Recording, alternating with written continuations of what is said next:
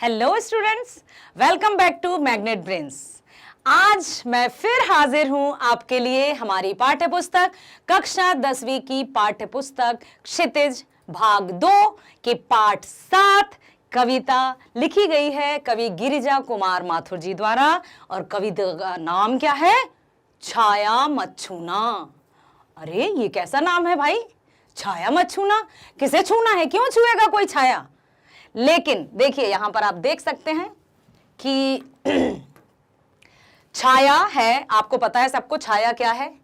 अब यहां पर कवि गिरिजा कुमार माथुर ने छाया को कई तरीके से बताने का प्रयास किया है और आज आप जान पाएंगे छाया के और भी कई अर्थ, और कवि ने छाया छूने से मना क्यों किया है ये भी आप जान पाएंगे। तो चलते हैं सबसे पहले हम कवि परिचय की तरफ, जानते हैं कि गिरिजा कुमार माथुर कौन थे, इनकी रचनाएं कैसी थी, कब इनका जन्म हुआ, कहां इनका जन्म हुआ, उपलब्धियां क्या थी। आइए देखते हैं गिरिजा कुमार माथुर जी का जीवन परिचय।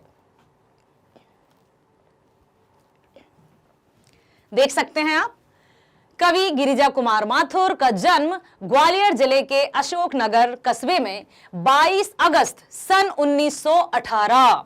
1918 में हुआ था।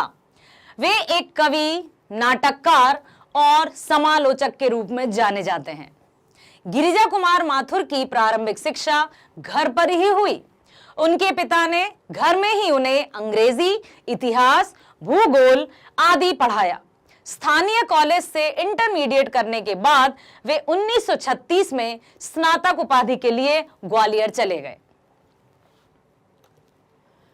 1938 में उन्होंने बीए किया। 1941 में उन्होंने लखनऊ विश्वविद्यालय में एमए किया था तथा वकालत की परीक्षा भी पास की।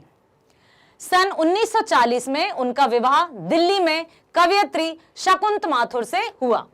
शुरुआत में उन्होंने वकालत की, परंतु बाद में उन्होंने आकाशवाणी एवं दूरदर्शन में नौकरी की। कहते हैं ना कि जिसका रुझान, जिसका इंटरेस्ट जहां पर होता है, कहीं ना कहीं वो वहीं पर जाने की कोशिश करता है और उसमें वो बहुत अच्छे से अपने आप को प्रस्तुत भी कर पाता है। तो कवि गिरिजा कुमार माथुर ने भी ऐसा ही किया।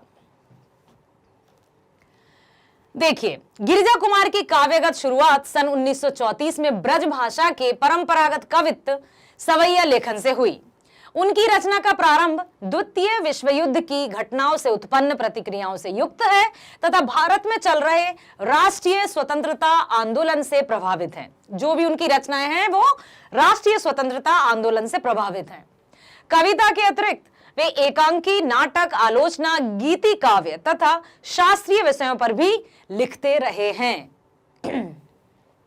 भारतीय सांस्कृतिक संबंध परिषद की साहित्यिक पत्रिका गगनांचल का संपादन करने के अलावा उन्होंने कहानी, नाटक तथा आलोचनाएं भी लिखी हैं। उनका ही लिखा एक भावांतर गीत हम होंगे कामयाब समूह गान के रूप में अत्यंत लोकप्रिय है ना। अब आप ये और ध्यान में रखिए, आपने गाना सुना होगा, अवश्य आपने स्कूल में गाया भी होगा, हम होंगे कामयाब, है ना, सुना है कि नहीं? हम होंगे कामयाब, होंगे कामयाब, हम होंगे कामयाब एक दिन, ओहो मन में है विश्वास, पूरा है विश्वास, हम होंगे कामयाब एक दिन। अब समझ में आया किसका लिखा हुआ है ये? कवि गिरिजा कुमार माथुर द्वारा। भूलेंगे नहीं आप, ठीक है?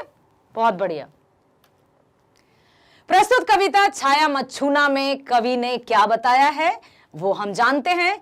कवि ने बताने का प्रयास किया है कि जो छाया सिर्फ हमारी शैडो के लिए ही नहीं कहा है बेटा। ध्यान से सुनिएगा, बिल्कुल फोकस्ड होकर सुनिएगा, एकाग्रचित होकर सुनिएगा।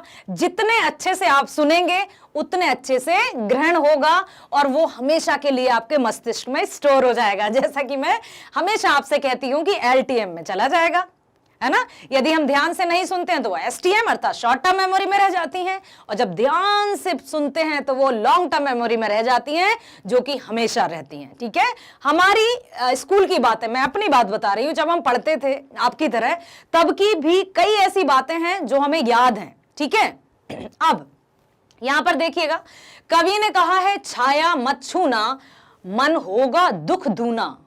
क्यों कहा है ऐसा? कवि ने छाया अर्थात बीती हुई स्मृतियां या बीती हुई यादों को छाया का नाम दिया है, और उन्होंने ये कहा है कि छाया किसी भी स्थिति में हमें पुरानी बातों को याद नहीं करना है, चाहे वे अच्छी हो, चाहे वे बुरी हो, चाहे वे सुखद हो, चाहे वे दुखद हो, हमें किसी भी स्थिति में पुरानी बातों को याद नहीं करना है। Any doubt? कोई प्रश्न तो नहीं आ रहा? यस, बिल्कुल आएगा कि मैडम हम ठीक है बुरी बातों को हम याद ना करें चलेगा, लेकिन अच्छी बातों को याद क्यों ना करें? आया प्रश्न? बता देती हूं। कवि ने अच्छी स्मृतियों को भी याद करने से इसलिए मना किया है कि हम अच्छी बातों को कब याद करेंगे? जब हम वर्तमान में थोड़ा दुखी सा होंगे, और फिर हम क्या कहेंगे, काश वे दिन फिर से आ जाते, कितने अच्छे दिन थे जब मैं ऐसा करता था, जब मैं वैसा करता था, या मुझे ये प्राप्त हुआ, है ना? तो हम वर्तमान में फिर से दुखी होने लगे अच्छी बात याद करके। तो कवि के अनुसार किसी भी कोई भी स्मृति है, हमें उनमें नहीं खोए रहना है। उनका तात्पर्य है, उनका अभिप्राय है कि हमें वर्तमान में ही जीना है। आज अभी जो घटित हो रहा है, ना भूतकाल में जाना है, ना भविष्य की चिंता करना है, सिर्फ और सिर्फ हमें वर्तमान काल पर ही केंद्रित रहना है। मेन उद्देश्य इसका यही है कविता का। कवि गिरजा कुमार माथुर जी ने हमें संदेश देने की कोशिश की है कि हमें अपने अतीत के सुखों को याद कर अपने वर्तमान के दुख को और गहरा नहीं करना है, अर्थात व्यक्ति को अपने अतीत की यादों में डूब कर न रहकर अपनी वर्तमान स्थिति का डट कर सामना करना है और अपने भविष्य को उज्जवल बनाना है। कवि हमें यह भी बताना चाहते हैं कि जीवन में सुख और दुख दोनों ही आते रहते हैं, हर चीज का सामना करना पड़ेगा। मनुष्य है अर्थात संघर्ष है। यदि हम सोचें कि मनुष्य जीवन है और हमें सुख ही सुख मिले, गलतफहमी है। मनुष्य का जीवन अर्थात हमें संघर्ष करना है, संघर्ष करेंगे तो विजेता बनेंगे। यदि संघर्ष से हार कर बैठ जाएंगे तो हम बस यूं ही भीड़ का हिस्सा बनकर रह जाएंगे। अगर हम दुख से व्याकुल होकर अपने अतीत में बिताए गए सुंदर दिन या सुखों को याद करते रहेंगे तो हमारा दुख कम होने की बजाय और बढ़ जाएगा। हमारा भविष्य भी अंधकार में हो जाएगा, क्योंकि हम उसी के बारे में सोचते रहेंगे, वर्तमान पर हम ध्यान ही नहीं देंगे। हम ये सोच ही नहीं पाएंगे कि हमें करना क्या है, अभी हम क्या करें, अभी के लिए आवश्यक क्या है, अनिवार्य क्या है ना? और हम बीती यादों में अपने समय को बर्बाद कर देंगे। और जब समय चला जाएगा तो आपने बिल्कुल सुना होगा, time and tide wait for none. समय और लहरें किसी का इंतजार ही नहीं करती हैं। तो हम हो या कोई हो, राजा हो या रंक हो, समय सबके लिए समान है, सबके लिए 24 घंटे हैं। किसी के लिए नहीं कि ये अच्छा व्यक्ति है, थोड़ा पैसे वैसे ज्यादा है इसके, थोड़े ज्यादा मतलब 28 घंटे कर देते हैं इसको, और ये सोता रहता है, इसके लिए 2-4 घंटे कर देते हैं। ऐसा होता है क्या? नहीं ना। आपने जो हमारा ध्वज है, तिरंगे की बात कर रही हूं मैं, है ना, उसमें अशोक चक्र रहता है, उसमें कितनी तीलियां रहती हैं? 24। क्या क्यों रहती हैं 24 तीलियां? ताकि हमें वो समय क्या बता सके कि हमारे पास 24 घंटे ही हैं और हमें सोकर या व्यर्थ की बातें करके या यूं ही अपने पास्ट में या भूतकाल में खोकर नहीं रहना है। समय चला जाएगा, रेत की तरह है, जिसको हम मुट्ठी में कितनी भी कोशिश करेंगे वो फिसल कर चला जाता है। अर्थात हम वर्तमान पर फोकस करेंगे। और एक बार और मैं बता दूं, शायद मैंने आपको बताया भी था कि स्वामी विवेकानंद जी से जब पूछा गया, किसी ने उनका साक्षात्कार अर्थात इंटरव्यू हुआ और उनसे पूछा कि स्वामी जी आप बताइए कि आपने इतनी कम उम्र में, 39 के ही थे ना बेटा जब वो इस दुनिया को अलविदा कह गए थे, है ना? तो उनसे पूछा कि स्वामी जी आपने इतनी कम उम्र में इतनी बड़ी उपलब्धि कैसे प्राप्त कर ली? आप कैसे, मतलब इतने महान कैसे हो गए स्वामी जी, बताइए। उन्होंने बिल्कुल साधारण सा एक उत्तर दिया। क्या उत्तर दिया? उस उत्तर को ध्यान से, बेटा बात छोटी है लेकिन अर्थ बहुत बड़े हैं। क्या कहा उन्होंने? स्वामी जी अर्थात विवेकानंद जी ने उत्तर दिया कि देखिए मैं कुछ अनोखा नहीं करता हूं, कुछ अलग नहीं करता हूं, मैं भी आप ही की तरह एक सामान्य सा व्यक्ति हूं। बस इतना ध्यान रखता हूं कि जब खाता हूं तो खाता हूं और काम करता हूं तो काम करता हूं। समझ में आया कि जो काम हम कर रहे हैं बस उसी पर हमें फोकस्ड रहना है। यदि आप भोजन कर रहे हैं, खाना खा रहे हैं, तो फिर ये मत देखो मुझे खेलने भी जाना है, ओ मम्मी मुझे जल्दी पढ़ाई भी करना है, मुझे टीवी भी देखना है, मुझे ये भी करना है। नो, जो आप काम कर रहे हैं बस उस पर केंद्रित रहिए, फिर देखिए कैसे आपके एक एक करके सारे काम सफल होते जाएंगे और पता भी नहीं चलेगा कि कब आप सफलता के इतने निकट पहुंच गए, इतने करीब आ गए कि आप उसको साक्षात देख पाएंगे, अर्थात सफलता आपके साथ होगी। समझ में आया? इसलिए किसी भी काम को ऐवे ही टालना नहीं है, वर्तमान को समझना है, सहेजना है। यदि वर्तमान सही तो भूत भी एकदम बहुत अच्छा होगा और भविष्य तो हमारे हाथ में होगा, जब वर्तमान हमारे हाथ में होगा तब। ठीक है, तो यहां पर उन्होंने यही कहा है कि हमें अपने वर्तमान में आने वाले दुखों को सहन करके अपने भविष्य को उज्जवल बनाने का प्रयास करना चाहिए। अब देखिए, चित्र को भी ध्यान से देख लीजिए बेटा। ठीक है, क्यों मैं कह रही हूं इसको देखिए, क्योंकि यही हाल होता है। आप अभी बहुत छोटे बच्चे हैं, पौधे हैं आप, है ना, अभी पल्लवित और पुष्पित नहीं हुए हैं आप। तो ये जो आयु है आपकी, इसमें आप अपने आप को गढ़ लीजिए, बहुत अच्छा बना लीजिए। और बहुत अच्छा बनाने के लिए आपके माता पिता और हम टीचर्स हैं ना, आपको सलाह देने के लिए, आपको सजेशंस देने के लिए हम लोग हैं ना। और एक बात याद रखिए, जीवन जितना भी जीना है, हमें जितना भी जीना है, इतने अच्छे से जियो तो हर पल ऐसे जियो जैसे कि आखिरी हो। अर्थात कि हमको अपने माता पिता और गुरुजनों अर्थात टीचर्स की बात तो माननी है। वो क्यों माननी है मैं बता दे रही हूं, इसलिए नहीं कि मैं आपकी टीचर हूं तो आप मेरी बात मानिए, नो, इसलिए बेटा कि हमारे जीवन में दो रिश्ते ऐसे होते हैं जो हमें हमसे मतलब जो खुद से ऊपर हमें देखना चाहते हैं, खुद से अधिक सफल हमें देखना चाहते हैं। एक तो माता पिता और दूसरे टीचर्स। माता पिता भी चाहते हैं कि हमारा बच्चा बहुत सफल व्यक्ति बने और बच्चे के नाम से माता पिता को जाना जाए, एकदम कॉलर ऊंची करके कि आज तो हमारा बेटा ऐसा आया है ना। ठीक उसी तरह से टीचर्स, जब आप सफल हो जाएंगे ना तो कहीं ना कहीं से पता चली जाएगा, ठीक है, पृथ्वी गोल है, हो सकता है कभी हम मिल जाएं, फेस टू फेस मिल जाएं, तब क्या गर्व होगा कि हम अपने आप को धन्य समझ लेंगे और सबसे बड़ा व्यक्ति समझ लेंगे। हमें ऐसा लगेगा अच्छा तो ये मेरा बच्चा है, मतलब गदगद हो जाएंगे हम। अर्थात जो हम आपसे कहते हैं वो सिर्फ और सिर्फ आपकी भलाई के लिए कहते हैं, तो आप उनको सुनिएगा और समझिएगा और अपने जीवन में लागू जरूर कर लीजिएगा। ठीक है, अब देखिए यहां पर आप देख पा रहे हैं कि एक व्यक्ति है, वो बिल्कुल चिंताग्रस्त होकर बैठे हुए हैं।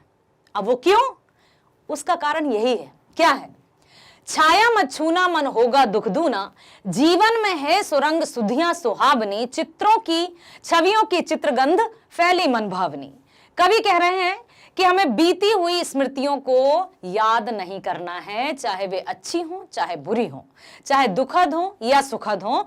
हमें उनको किसी भी स्थिति में, किसी भी कंडीशन में उनको याद नहीं करना है, क्योंकि यदि हमने उन्हें याद किया तो हमारा हाल ऐसा रहेगा और जो समय हमारे हाथ में है अर्थात वर्तमान, वास्तविक, यथार्थ, वो हमसे निकल जाएगा और फिर हम ऐसे ही करे बैठे रहेंगे और जीवन यूं ही चला जाएगा, कब क्यों क्या कुछ समझ नहीं पाएंगे। ठीक है, जीवन में है सुरंग सुधियां सुहावनी। यहां पर सुरंग, सुरंग अर्थात कोई केव या गुफा या ऐसा कुछ नहीं है, सुरंग अर्थात रंग बिरंगी।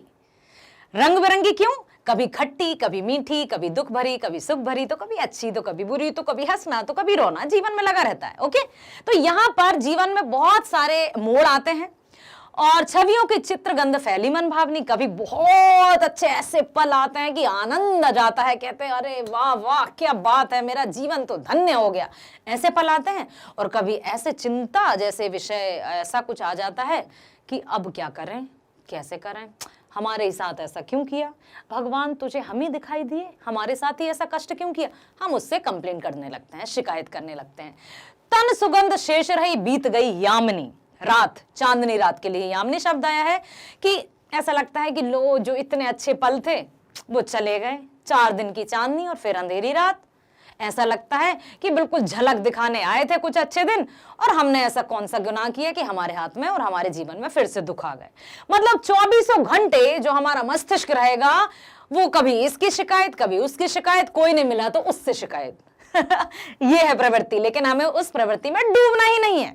हमें मनुष्य का जीवन जो मिला है, एक बार यही सोचकर चलना है कि ये जो मनुष्य का जीवन मिला है उसे बहुत अच्छे से उदाहरण के रूप में हमें प्रस्तुत हो जाना है। बेटा भीड़ का हिस्सा तो सब बनते हैं, हमें वो बनना है जिसके लिए भीड़ इकट्ठी हो जाए, ठीक है। और वो कैसे बनेंगे? समय के साथ चलकर, समय से पहले चलकर, अपने वर्तमान पर ध्यान केंद्रित करके। करेक्ट। कुंतल के फूलों की याद बनी चांदनी। कुंतल के फूल अर्थात जो यहां पर कवि ने नायिका अर्थात कोई सुंदर सी जो बाला है, उसके केश अर्थात बालों में जब फूल लगे रहते हैं तो कितना अच्छा लगता है ना, गजरा लगा रहता है फूलों में। तो जो याद है वो कैसी? सुगंधित भरी, पुष्प भरी, ऐसा लग रहा है जैसे सुंदर केशों में जो गजरा लगा रहता है उसकी सुगंध है अच्छी यादों में। भूली से एक छुअन बनता हर जीवन क्षण, छाया मत छूना मन होगा दुख दूना। कवि फिर कहते हैं कि कितनी भी अच्छी बातें क्यों ना हो, कितनी भी अच्छी यादें क्यों ना हो, हमें उनको याद करते ही नहीं रहना है। यदि हम उनको याद करते रहेंगे तो स्थिति ऐसी होगी, और स्थिति ऐसी होगी तो हमारा समय हमारे हाथ में नहीं रहेगा। देखिए, समझ में आया? अतीत की पुरानी यादों में जीने के लिए मना कर रहे हैं। कवि के अनुसार हम अपने अतीत के बीते हुए सुनहरी पलों को याद करते हैं तो हमें बहुत प्यारे लगते हैं, परंतु जैसे ही हम यादों को भूलकर वर्तमान में वापस आते हैं तो हम अपने वर्तमान को ही कोसने लगते हैं और उनका अभाव होता है। इस तरह हृदय में छिपे हुए घाव फिर से हरे हो जाते हैं और हमारा दुख बढ़ जाता है ना। अपने पुराने मीठो पलों को याद कर रहा है और वो ये भी कह रहे हैं कि जिनके साथ उनकी सुगंध भी है, रंग बिरंगी छवियों की तरह। कवि को अपने प्रिय के तन की सुगंध भी महसूस हो रही है। प्रिय यहाँ पर सुख, अच्छे दिनों के लिए कहा है। ये चांदनी रात का चंद्रमा कवि को अपने प्रिय के बालों में लगे फूलों की याद दिला रहा है। मतलब कुछ भी याद करके नहीं, हम खो जाते हैं कभी अपने आप ही मुस्कुराने लगते हैं। आप देखिएगा, नोटिस कीजिएगा, हर एक के साथ ऐसा होता है कि मान लीजिए रोटी बना रहे हैं, सपोज मम्मी खाना बना रही हैं, तो मम्मी मुस्कुराने लगी, हम कहेंगे मम्मी क्या हुआ? कुछ नहीं बेटा, ऐसा। और या फिर अपने लिप सिंक करते हुए देखा होगा कोई, मतलब ऐसा लगता है कि होठ चल रहे हैं, क्या हुआ, किससे बात कर रहे हैं? नहीं कुछ नहीं। तो यादों में हम खो जाते हैं और वर्तमान में हम सो जाते हैं, जागते हुए भी सो जाते हैं। तो हमें बीती हुई यादों को ज्यादा याद नहीं करना है, और कवि ने तो बिल्कुल भी याद ना करने के लिए कहा है। पुरानी यादें रूपी छवि बदलती जाती हैं, जिसे याद करके हमें केवल दुख ही प्राप्त होता है, इसलिए उन्होंने छाया छूने से मना किया है। अब देखिए सेकंड जो पैरा है, यश है या ना वैभव है, मान है ना सरमाया। बहुत ध्यान से सुनिएगा, ये जो शब्दावली है वो साधारण नहीं है और इनके अर्थ भी गूढ़ हैं, अर्थात गहराई के साथ इनका अर्थ है। यश है या ना वैभव है, मान है ना सरमाया, जितना ही दौड़ा तू उतना ही भरमाया। प्रभुता का शरण बिंब केवल मृग तृष्णा है, हर चंद्रिका में छुपी एक रात कृष्णा है। जो है यथार्थ कठिन उसका तू कर पूजन, छाया मत छूना मन होगा दुख दूना। देखिए बेटा, यश है या ना वैभव है, मान है ना सरमाया। व्यक्ति की ये प्रवृत्ति है, मनुष्य की ये प्रवृत्ति है कि उसे चाहिए और धन चाहिए और संपत्ति चाहिए और मोह माया, ये भी चाहिए वो भी चाहिए। आज यदि मैं होना चाहिए, कामनाएं होनी चाहिए लेकिन लालच नहीं, इच्छाएं होनी चाहिए लेकिन लालच को अपने मन में कभी स्थान मत देना, क्योंकि लालच उस दलदल की भांति है, जितना हम उससे बाहर निकलने की कोशिश करेंगे वो उतना ही हमें अपने नीचे की ओर धक्का मतलब खींचता रहता है। तो लालच नहीं करना है, बिल्कुल हमें विकास की ओर जाना है, लेकिन विकास क्या है? प्रतियोगिता हमें विकास की ओर ले जाती है, लेकिन जो नहीं एक दूसरे से होड़ की भावना, वो हमें विनाश की ओर ले जाती है। विकास करना है, प्रतियोगिता करना है, लेकिन होड़ नहीं करना है। होड़ क्या कैसे? अब आप कहेंगे अंतर क्या है मैडम होड़ और प्रतियोगिता में? वो भी मैं आपको बता देती हूं। देखिए बेटा, होड़ करना अर्थात किसी से नहीं कि अच्छा उसके पास, अभी मैं आपके नजरिए से बताती हूं। मान लीजिए किसी के पास एक बहुत अच्छी साइकिल है, या अभी आप गाड़ी वाड़ी मत चलाया करो, छोटे बच्चे हो, ठीक है, आप बहुत अच्छी एक गाड़ी वो दिला दी साइकिल, तो अब आपको लगा रहे मुझे भी चाहिए। अब जरूरी थोड़ी है कि हमारी स्थिति भी वही हो जो सामने वाले की स्थिति है। हमें अपने चारों तरफ की स्थिति, अपने घर परिवार की स्थिति, घर में कितने सदस्य हैं, कितना खर्च है, ये सब भी हमें देखना है। अब होड़ मतलब हमें तो चाहिए, खाना पीना छोड़ दिया, ये कौन सी बात है? ये गलत है। जिद होड़ जैसी होती है, ठीक है। हाँ, विकास करना है तो कैसे करना है? प्रतियोगिता। उसने साइकिल ली है इस उम्र में, और देखें जरा उसके गुण क्या है। परीक्षा में आप जाइए, कक्षा में आपकी कक्षा में पढ़ने वाला विद्यार्थी है और वहां पर वो उतना अच्छा नहीं परफॉर्म कर रहा है जितना अच्छा आप करते हैं, तो विकास कौन करेगा? साइकिल से भागकर या पढ़ाई करके? बताइए, आप ही बताइए। यस, ये हुई ना बात। पढ़ाई करेंगे, ध्यान से अपना कार्य करेंगे तो विकास अपनी ओर आएगा खुद, हमें नहीं भागना पड़ेगा। तो वही बात स्वामी विवेकानंद जी की बात कि हम जो पहले कर रहे हैं वर्तमान में, सिर्फ उसको करना है।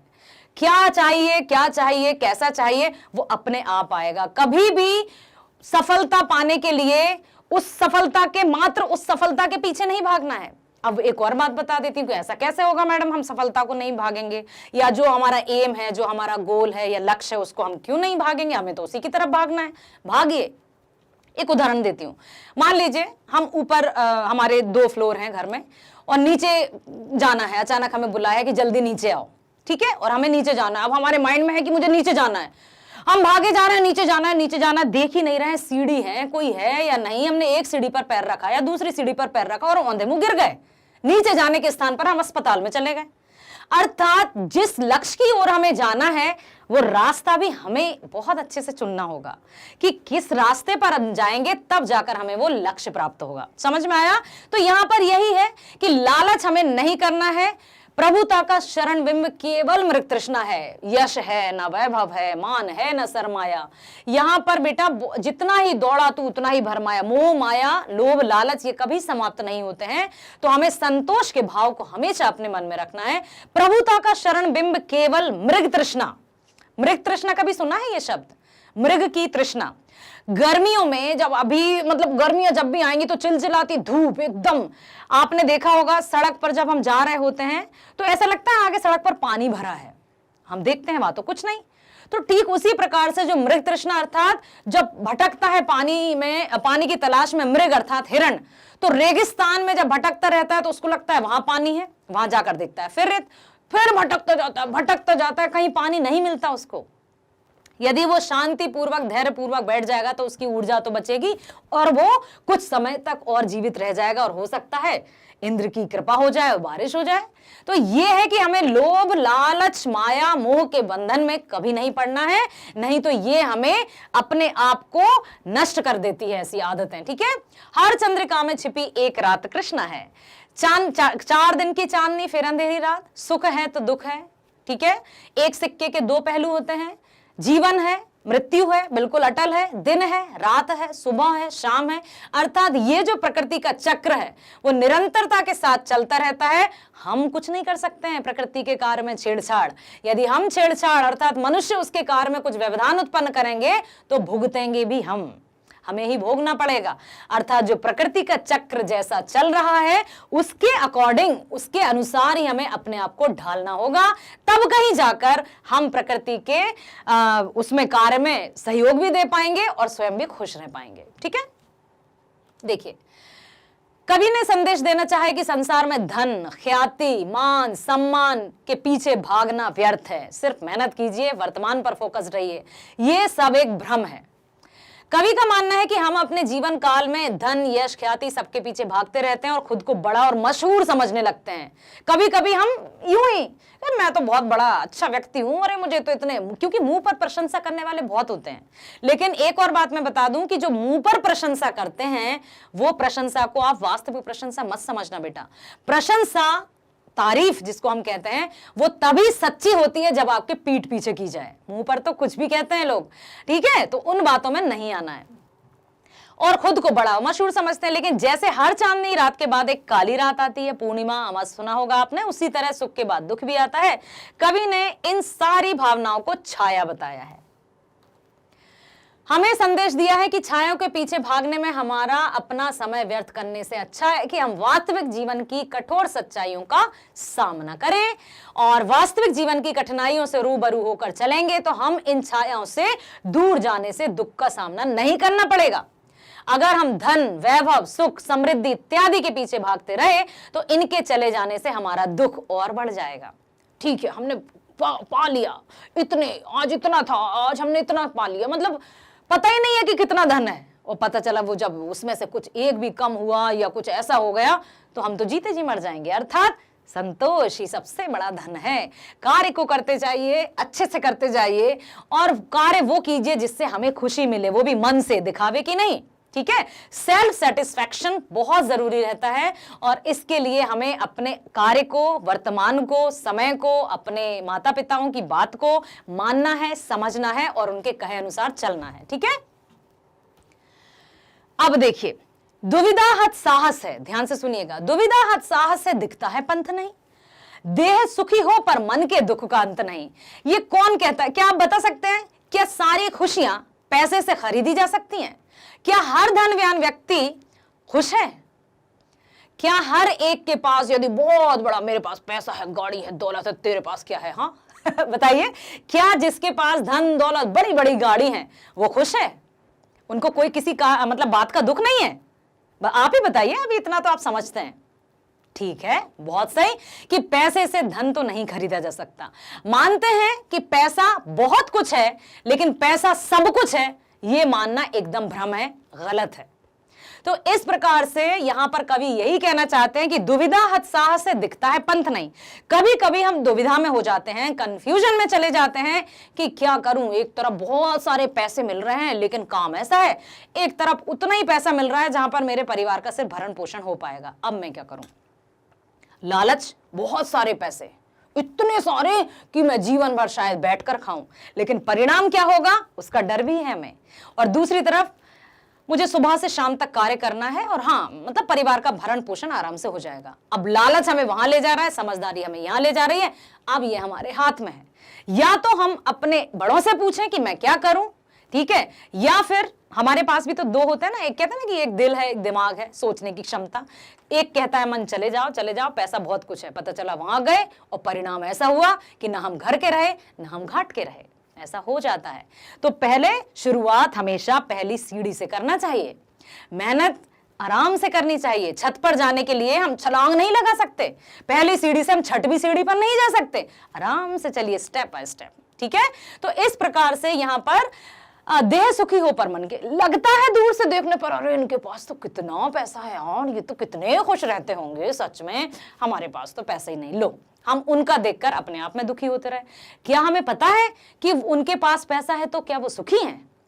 मन, देखिए, देह सुखी हो पर मन के दुख का अंत नहीं। किसी को पता नहीं कुछ भी, कुछ दिखाते हैं, कुछ दिखता है, कुछ होता है, सब कुछ अलग है। बस ये है कि हाँ, हमारे पास जो है अपने आप पर भरोसा रखना है, आत्मनिर्भरता और आत्मविश्वास जैसे गुणों को अपने अंदर संजोकर रखना है और उस परमपिता परमेश्वर, चाहे वो ईश्वर हो, अल्लाह हो, ईशु हो या गुरुदेव वाहेगुरु हो, जिनको भी हम मानते हैं परमपिता, उनकी कृपा कब रहती है? God help those who help themselves. परमात्मा परमपिता भी उसी की सहायता करते हैं जो खुद सहायता अपनी करते हैं। ठीक है, तो यहां पर दुख है ना चांद खिला शरद रात आने पर, क्या हुआ जो खिला फूल रस बसंत जाने पर, जो ना मिला भूल उसे कर तू भविष्य वरण, छाया मत छूना मन होगा दुख दूना। ठीक है, जो अब यही कहना चाहते हैं कवि कि जो हो चुका है या जो नहीं हुआ है या जो बहुत अच्छी बातें थी, कभी बहुत अच्छी घटित हुई हमारे साथ, अब क्या करें, अब तो नहीं है, हम दुखी होने लगे उनको याद करके।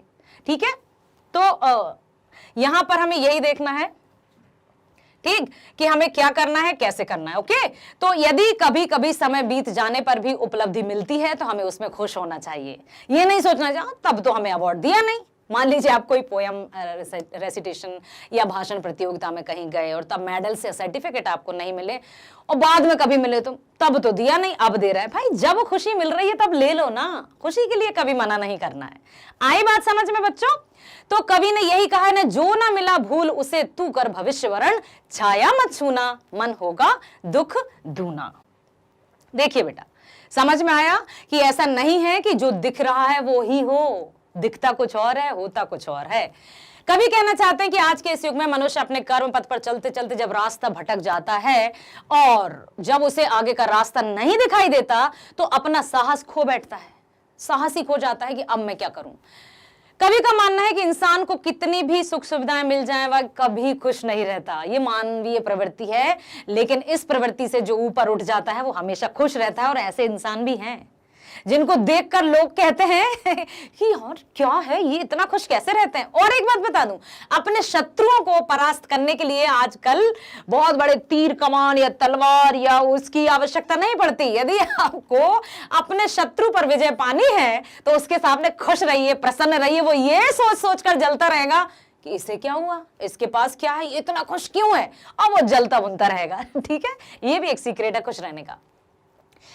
कवि का मानना है कि इंसान को कितनी भी सुख सुविधाएं क्यों ना मिल जाएं, वह कभी खुश नहीं रहता। अर्थात बाहर से तो सुखी दिखता है पर उसके मन का दुख इतना बड़ा होता है कि वो नहीं बता सकता। कवि के अनुसार हमारा शरीर कितना भी सुखी हो परंतु हमारी आत्मा के दुखों की कोई सीमा नहीं होती। हम तो किसी भी छोटी सी बात पर खुद को दुखी करके बैठ जाते हैं, फिर चाहे वो शरद ऋतु के आने पर चांद का ना खिलना हो। यहाँ पर देखिए, शरद ऋतु समझते हैं, शरद पूर्णिमा सुना है आपने, है ना, बड़ा सा एक चांद आता है, मेवे के लड्डू बनाए जाते हैं, व्रत किया जाता है। तो शरद ऋतु, शीत ऋतु, अब उसको चांद दिखता है। अब उस दिन चांद नहीं दिखा तो उसी में उदास बैठ गए कि आज क्यों ये बादल आ गए, चांद दिखता तो कितना अच्छा होता। भाई प्रकृति है, अपने अनुसार नहीं चलती है। कभी कभी वही बात कि उपलब्धि यदि हमें उस समय ना मिले या हम लगता है कि हमने तो इतनी मेहनत की थी फिर भी हमें परिणाम नहीं मिला, ये कैसे हुआ, हम उसमें दुखी हो जाते हैं। हम इन मतलब फिर वसंत ऋतु के चले जाने पर फूलों का खिलना, शरद ऋतु में चांद का ना खिलना दुखी कर दिया। अर्थात हम जब खुश थे तब हमें, मतलब जब हमें उपलब्धि मिलनी चाहिए थी तब नहीं मिली तो हम दुखी हो गए। दूसरा वसंत ऋतु, हमने इससे पहले वाले वीडियो में देखा ना वसंत ऋतु का वर्णन कैसे किया था। तो वसंत ऋतु है लेकिन फूल नहीं खिल रहे हैं। देखो वसंत ऋतु है लेकिन फूल नहीं खिल रहे हैं, अर्थात हमने इतनी मेहनत की है लेकिन हमें परिणाम नहीं मिल रहा है, हम फिर दुखी हो गए। मतलब जो दुखी होता है ना, जो दुखी रहना चाहता है उसको इतना सा कारण चाहिए बस वो रोना ही रोता रहता है। और ऐसे व्यक्तियों के पास एक दो बार तो आप उनकी बातें सुन लोगे, फिर दूर से ही कहोगे नहीं भाई वो आ रहा है, चलो चलो यहां से चलते हैं। ठीक है, इसलिए कवि ने हमें संदेश दिया है कि जो चीज हमें ना मिले या फिर जो चीज हमारे बस में ना हो उसके लिए खुद को दुखी करके चुपचाप बैठे रहना कोई समाधान नहीं है, बल्कि हमें यथार्थ अर्थात कठिन परिस्थितियों का डटकर सामना करना चाहिए एवं एक उज्जवल भविष्य की कल्पना। पहला प्रश्न, कवि ने कठिन यथार्थ के पूजन की बात क्यों कही है? कठिन यथार्थ अर्थात वर्तमान सच्चाई, वास्तविकता, जिससे हम अक्सर, हम मीन्स मैं मेरी और आपकी बात नहीं कर रही हूं, मनुष्य समाज, ठीक है सॉरी। तो कवि ने यथार्थ अर्थात वास्तविकता के पूजन की बात क्यों की है? पूजन अर्थात ये नहीं कि हम बस पूजा करने लग जाएं, पूजन अर्थात वास्तविकता में ही हमें जीना है, वास्तविकता का ही हमें सामना करना है। कल्पना से दूर और जो स्मृतियां हैं उनको नहीं छूना है, जो हो गया सो हो गया, जस्ट लीव इट। हमें वर्तमान पर फोकस्ड रहते हुए अपने वर्तमान को संजोना है, अच्छे से सच्चाई से उसका सामना करना है। कवि ने यथार्थ के पूजन की बात इसलिए की है क्योंकि यथार्थ ही जीवन की सच्चाई है, वास्तविकता। बीते समय की सुखद यादों में खोए रहने से वर्तमान का यथार्थ अच्छा नहीं बन सकता, क्योंकि समय चला जाता है, समय बर्बाद हो जाता है। ठीक है, वर्तमान में हमारे सामने जो भी परिस्थितियां हैं उन्हें ना स्वीकारना, उनसे पलायन करना कायरता के लक्षण है। पलायन मीन्स भागना, उनको स्वीकार ना करना भी मतलब अच्छी बात नहीं है, और दूसरा उनसे भागना कि मुझे इसका सामना नहीं करना, वो भी गलत है। ठीक है, ये कायरता के लक्षण है, भीरुता के लक्षण है। हमें कठिन यथार्थ का साहस से सामना करना चाहिए तथा उन पर विजय पाते हुए आगे बढ़ना चाहिए। इससे भविष्य को सुंदर और सुखमय बनाने का हौसला मिलता है। ऐसा समय नहीं है, ऐसा नहीं होता है कि हमें जो चाहिए वो मिले, जैसा हम चाहते हैं वैसा ही हो, ऐसा नहीं होता है। हर समय ऐसा नहीं होता है, अर्थात जो होता है उसके अकॉर्डिंग भी हमें अपने आप को ढालना पड़ता है। ठीक है, कभी कभी रिश्ते हमसे दूर चले जाते हैं, भगवान की रची हुई, परमात्मा की, या जिसको भी आप मानते हैं उसकी रची हुई ये सृष्टि है, और उसका जो विधि का विधान है वो उसके अकॉर्डिंग चलता है, हमारे अकॉर्डिंग नहीं। ठीक है, देखिए जैसे हो कितनी भी लंबी रात दिया बन जलते जाना रे, उसी राह पे राही चलते जाना रे। देखिए बेटा, जब पेड़ तो आप सबने देखा है, फल लगते हैं, फूल लगते हैं, लेकिन क्या वो फल और फूल पेड़ के काम आते हैं? नहीं ना। कभी पेड़ का साया पेड़ के काम ना आया, सेवा में सभी की उसने है जन्म बिताया। कोई कितने भी फल तोड़े उसे तो है फलते जाना रे, उसी राह पे राही चलते जाना रे। जो राह चुनी अर्थात जो लक्ष्य है, जो हमने सोच के रखा है, जो हमारे पापा मम्मी या पेरेंट्स या टीचर्स ने हमसे कहकर रखा है, उस रास्ते पर यदि हम जाएंगे परेशानियां आएंगी, रास्ते के रोड़े भी आते हैं, कहीं गड्ढे होंगे, कहीं बड़ी बड़ी चट्टानें रखी होंगी जो हमारे रास्ते का व्यवधान बन जाएंगी, बाधा बन जाएंगी, परंतु हमें उनको देखकर पीछे नहीं भागना है, सामना करना है, आराम से जाना है, आहिस्ता आहिस्ता उनको ओवरकम करते हुए भाई हम होंगे कामयाब एक दिन।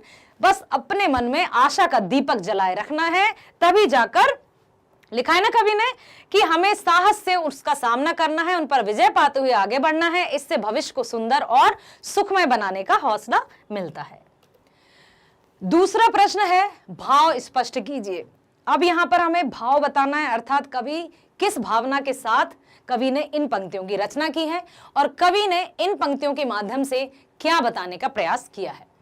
प्रभुता का शरण बिंब केवल मृग तृष्णा है, हर चंद्रिका में छिपी एक रात कृष्णा है। प्रभुता का शरण बिंब, प्रभुता, बड़प्पन, वाह भाई कि मुझे तो ये बनना है, वाह मैं तो ये हूं भाई, मैं अहंकार अहम।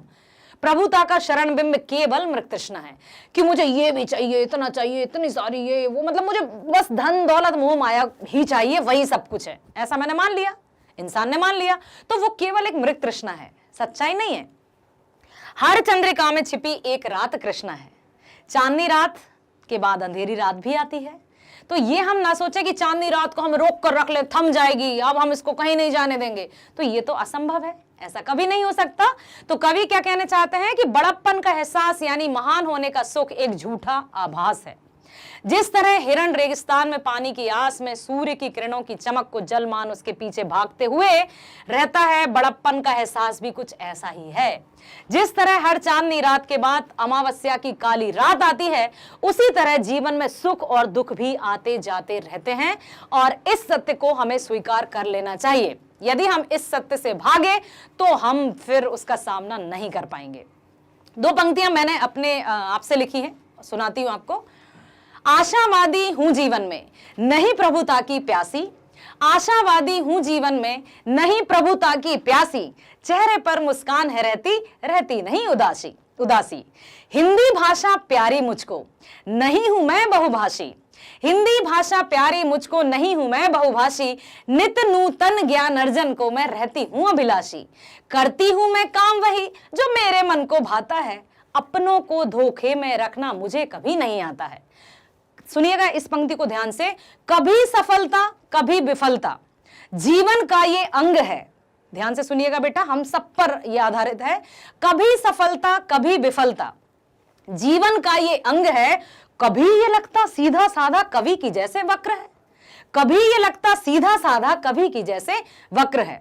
ना ये कहानी ना ही दोहा चौपाई, आत्मकथ्य लिख दिया है मैंने, इससे अच्छा ना लिख पाई। मेरी पंक्तियां हैं इसलिए मैं आपसे कहती हूं, ना ये कविता ना ही दोहा ना ही ये है चौपाई, आत्मकथ्य लिख दिया है मैंने, इससे अच्छा ना लिख पाई। श्रोता अर्थात आप और आपके साथ जो भी बैठे हैं सुन रहे हैं, सबके लिए श्रोता से अनुरोध है मेरा, भावों को समझकर सुन लेना। श्रोता से अनुरोध है मेरा, भावों को समझकर सुन लेना। कमियां जो भी हो इसमें अपने शब्दों में गढ़ देना। ना ही मेनका ना ही उर्वशी ना ही दुर्गा काली, ना मैं उर्वशी ना ही मेनका ना ही दुर्गा काली, सीधी सादी नारी हूं नाम है मेरा लाली। तो ये जो जीवन की जो सच्चाई है, वास्तविकता है, इसी पर आधारित मैंने ये पंक्तियां लिख दी थी। आशा करती हूं कि आप भी, जैसे मैंने प्रीवियस वीडियो में एक पंक्ति लिखनी था ना मैं उत्साह कविता से संबंधित, आपने देखा होगा पार्ट 5, नहीं देखा है तो देखिएगा फिर से उस वीडियो को, कि आपको बादलों पर कविता लिखने का मैंने एक टास्क दिया है और आशा करती हूं कि आपने वो कविता लिख दी होगी। जितने भी पंक्तियां आपने लिखी हैं मुझे कमेंट बॉक्स में जरूर बताइए कि मैडम हमने ये बादल पर कविता लिखी है। साथ ही साथ आज की कविता भी बहुत सारा हमें विचार उत्पन्न करती है, तो इस पर भी आधारित आप पंक्ति लिख सकते हैं। आप कवि हैं, आप लेखक हैं, आप रचनाकार हैं, आप सब कुछ है मेरे बच्चों, कोशिश तो करो। अगले प्रश्न की तरफ चलते हैं। प्रश्न है तीसरा, छाया शब्द यहां किस संदर्भ में प्रयुक्त हुआ है? कवि ने उसे छूने के लिए मना क्यों किया है? कवि ने छाया छूने से मना क्यों किया है? उन्हें क्या हो रहा है भाई, हमें छूना है छाया, पीछे से लाइट आ रही है, हमारी छाया हम छूना चाहते हैं इसलिए। अरे वाह, आपने तो बता दिया, बहुत सही। छाया शब्द स्मृतियों के स्मरण के संदर्भ में प्रयुक्त हुआ है, अर्थात स्मृतियां, यादें, स्मरण मीन्स यादें, ठीक है। तो जो भी हमारे जीवन में सुख और दुख आते हैं, वर्तमान के दुखी समय में पुराने समय के सुखद क्षणों को ज्यादा याद करने से मन और भी दुखी हो जाता है। इसलिए हमें उन स्मृतियों को भुलाकर वर्तमान के सच्चाई को स्वीकार करना चाहिए। यदि हम सच्चाई को स्वीकार कर लेंगे तो हम खुश रहेंगे, हम स्वस्थ रहेंगे, और हम जब खुश और स्वस्थ रहते हैं ना, कहते हैं ना स्वस्थ शरीर में ही स्वस्थ मस्तिष्क का वास होता है, विवेकानंद जी का ही कथन है ये। तो अपने आप को स्वस्थ रखने के लिए खुश रहना जरूरी है, नियमित दिनचर्या रखना जरूरी है। तो ऐसा आप करेंगे, ये मुझे आप पर भरोसा है, करेंगे ना बच्चों? यस। चलते हैं अगले प्रश्न की तरफ। प्रश्न है चौथा, कविता में विशेषण के प्रयोग से शब्दों के अर्थ में विशेष प्रभाव पड़ता है, जैसे कठिन यथार्थ। कविता में आए ऐसे अन्य उदाहरण छांट कर लिखिए और यह भी लिखिए कि इससे शब्दों के अर्थ में क्या विशिष्टता पैदा हुई है। कविता में विशेषण तो जानते हैं ना, संज्ञा, सर्वनाम, क्रिया, विशेषण, ऑलरेडी हमने पढ़ चुका है, ठीक है। जैसे दुख दूना, यहां दुख दूना में दूना विशेषण है, शब्द के द्वारा दुख की अधिकता व्यक्त की है। दूना शब्द का प्रयोग आने से दुख की अधिकता व्यक्त की गई है। विशेषण का प्रयोग आने से क्या हो जाता है? दुख दूना, सिर्फ दुख लिखते ना तो दुख, लेकिन दुख दूना मतलब दुख और भी बढ़ जाएगा। जीवित क्षण, यहां जीवित विशेषण, शब्द के द्वारा क्षण को चलायमान अर्थात उसके जीवंत होने का दिखाया गया है। देखिए बेटा, कितनी गागर में सागर भर देने वाली बात कही है कवि ने। क्या कही है? जीवित क्षण, क्षण, पल, समय, ये जीवित है, मतलब सांसें चल रही हैं, अर्थात समय गतिमान है, किसी के लिए ठहरा नहीं है, रुका नहीं है। तो इस गलत फहमी में हम ना रहें कि समय हम रुके हैं तो समय भी रुक गया। नो, हर दिन जब हम सो जाते हैं ना तो हमारी लाइफ का एक जो दिन होता है वो बीत चुका होता है। जब हम उठते हैं तो एक नई शुरुआत होती है। इसलिए हमें ऊपर वाले को धन्यवाद देना चाहिए, शुक्रिया अदा करना चाहिए कि हे परमात्मा, हे परमपिता, हे अल्लाह, हे ईश्वर, तूने हमें एक और दिन दिया, एक और सुबह दिखाई। तो आज हम ये तुझसे प्रॉमिस करते हैं कि बहुत अच्छे से हम अपने जीवन को बिताएंगे। सोने से पहले थैंक यू सो मच, इतना अच्छा दिन और इतना अच्छा कार्य देने के लिए, चाहे वो कुछ भी हो, ठीक है। तो इस तरह से अपने मन के भावों को रखना है। क्षण जीवित है, अर्थात क्षण को चलायमान बताया है, स्थिर नहीं है। सुरंग सुधियां, यहां सुरंग विशेषण शब्द के द्वारा सुधि अर्थात यादों का रंग बिरंगा होना दर्शाया है। कि सुरंग मतलब लाल, हरी, काली, ये भी तो रंग ही है। तो मतलब कभी दुख, कभी सुख, कभी अच्छी, कभी बुरी, कभी खट्टी, कभी मीठी, हर तरह की यादें हैं, हर तरह का जीवन है, और हर तरह की घटना घटित होती है हमारे जीवन में। तो हमें ना तो खुश होने पर इतना पागल हो जाना है कि हम भूल ही जाएं कि हम कर क्या रहे हैं, ना तो दुख आने पर इतना निराश हो जाना है कि हम ये भी भूल जाएं कि हमें करना क्या है, ठीक है। तो हमेशा हमें अपने चैतन्य अवस्था में रहना है। एक रात कृष्णा, यहां एक कृष्णा विशेषण शब्द द्वारा रात की कालिमा अर्थात अंधकार को बताया है। एक रात, हर चंद्रिका में छुपी एक रात कृष्णा, चंद्रिका अर्थात चांदनी रात, कृष्णा मतलब काली रात। तो यहां पर यह बताया है। शरद रात, यहां शरद विशेषण शब्द आने से रंगीनी और मोहकता को उजागर किया है, ठीक है। रस बसंत, यहां रस विशेषण शब्द बसंत को अधिक रसीला, मनमोहक और मधुर बना रहा है। रस, अकेला वसंत लिखते तब भी ठीक था, लेकिन रस वसंत लिख दिया ना तो और भी उसमें चार चांद लग गए एकदम। मतलब अलंकार यदि हम कहें तो अतिशोक्ति अलंकार का प्रयोग किया गया है। पांचवा प्रश्न, मृग तृष्णा किसे कहते हैं, कविता में इसका प्रयोग किस अर्थ में हुआ है। मृग तृष्णा मतलब समझते हैं, जब गर्मी में धूप, चिलचिलाती धूप जब रेत के कणों पर पड़ती है तो प्यासे मृगों को या हिरणों को क्या लगता है कि पानी, और वो भटकते रहते हैं पानी की तलाश में, लेकिन जैसे ही वो उसके निकट जाते हैं तो वो रेत नजर आती है और वो थक हार कर प्राण भी त्याग देते हैं प्यास से व्याकुल होकर। तो ऐसा ही कुछ है मोह माया धन दौलत के संबंध में मनुष्य को बताया है। कवि कहना चाहते हैं कि हमें अधिक धन दौलत या मोह माया के लोभ या लालच या उस दलदल में नहीं फंसना है। यदि हम उस लालच में एक तरफ बढ़ गए तो वो कभी हमें वापस नहीं आने देगा। संतोष का मन में भाव लेते हुए हमें आराम से आहिस्ता आहिस्ता सीढ़ी दर सीढ़ी सफलता की ओर बढ़ना है, तो सफलता निकट आएगी, है ना। जादू या चमत्कार का मत करना बेटा कि चमत्कार होगा, ये होगा, वो होगा। मेहनत पर, खुद पर, अपने आप पर भरोसा रखना तो सब कुछ सही होगा, ठीक है। बीती ताहि बिसार दे आगे की सुध ले, अर्थात जो बीत चुका है वो बिसार दो, भुला दो। आई थिंक ये बंगाली भाषा का शब्द है। बीती ताहि बिसार दे आगे की सुध ले, मतलब जो हो चुका है उसे हमें भूल जाना है, आगे की सुध ले मतलब वर्तमान पर फोकस करना है। यदि हमने अपने वर्तमान को सुनहरा बना लिया तो भूत और भविष्य तो अपने आप ही बन जाएंगे। क्या हुआ जो हमें ये पंक्तियां जैसे बीती ताहि बिसार दे आगे की सुध ले, तो इसी तरह का मैच करती हुई हमारी कविता में कौन सी पंक्ति है वो पता करना है। इसका अर्थ समझ में आया ना बच्चों।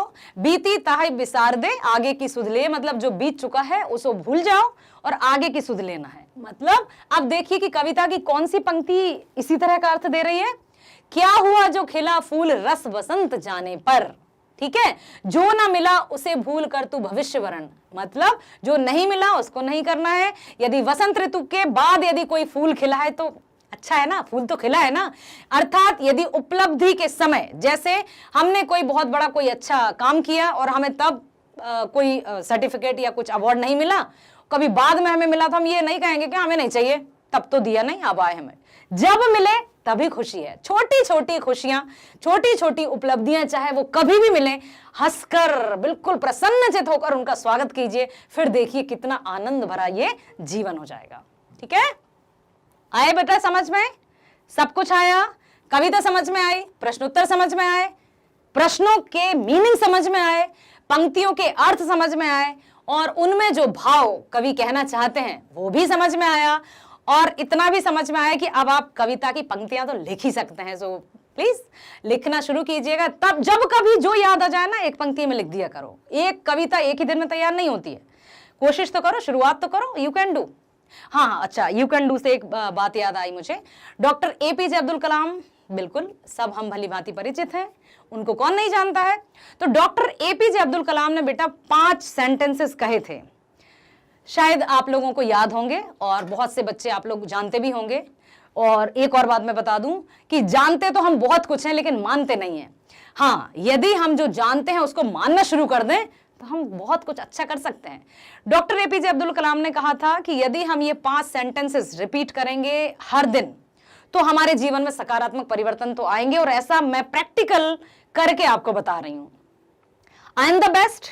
सबसे पहले हमें अपने आप को किसी से कम नहीं समझना है। बस ये ना हो कि अहम या घमंड जैसा भाव नहीं लाना है। I am the best, yes I am the best.